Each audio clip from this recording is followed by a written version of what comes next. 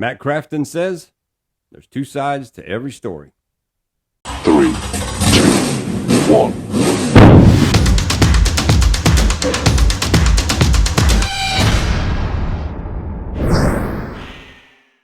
What's up, everyone? Todd Brown, That Racing Show. Thanks for dropping by for this pit stop segment today.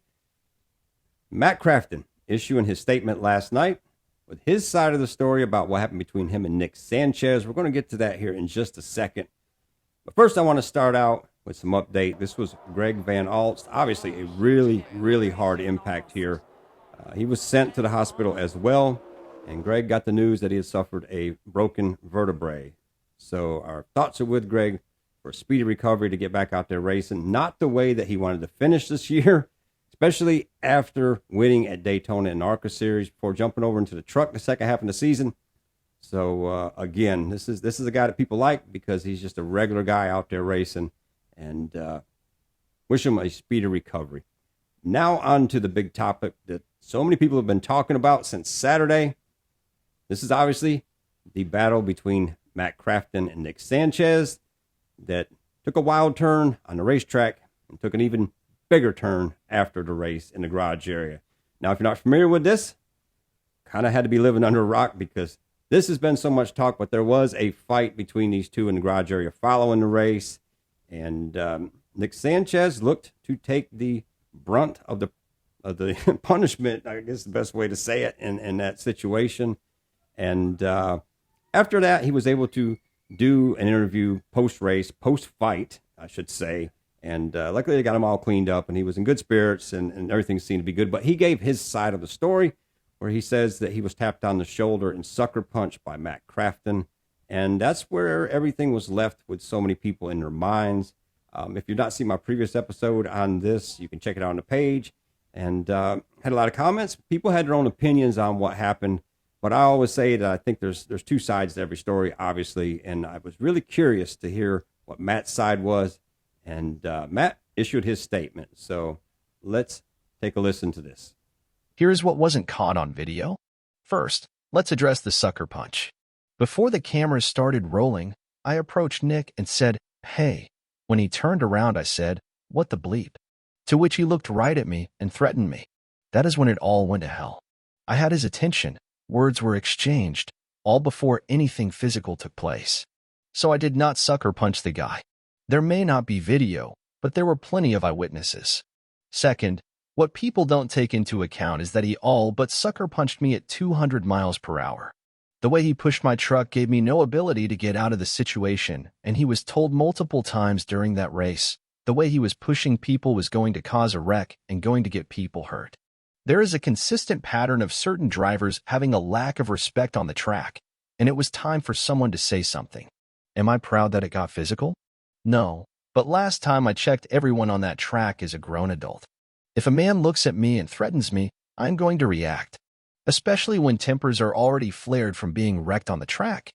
Now, after hearing Matt's statements, I could only think that this was a situation where you had a veteran driver who's been a staple of the series for so many years, who has all these youngsters coming up throughout the different seasons where he's seen them come and go. And he's been a staple to this series. He, champion, been very active and a winner. And I think this was just a situation. He's seen these young guys come up, kind of pushing him around, and he's saying, "I'm not having it." And obviously that transferred over to the garage area where he said the same thing. "I'm not going to have it." And I think it's a thing where maybe he's looking at it as people need to earn their respect before they start doing some things like this. And he just felt, this wasn't the time or place for this, especially at Talladega with these speeds. And he handled it in the way that he did.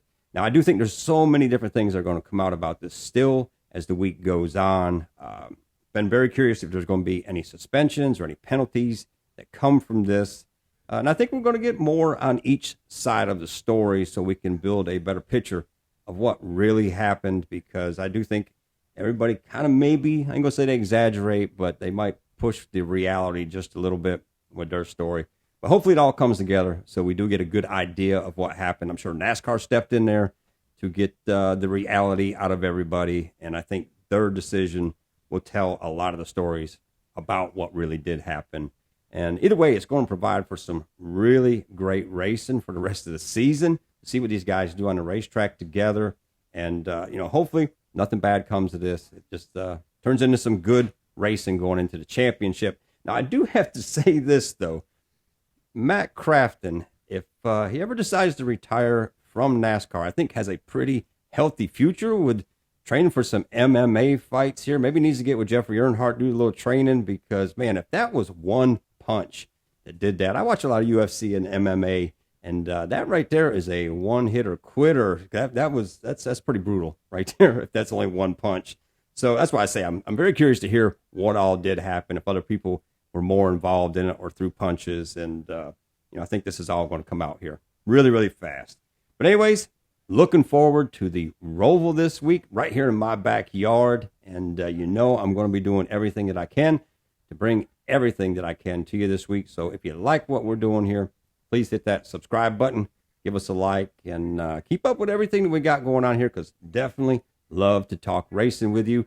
And with this right here, curious to see what you think about everything, what you think about Matt's statement. Is it a sincere statement? Is it real? Or is he pushing the reality a little bit there?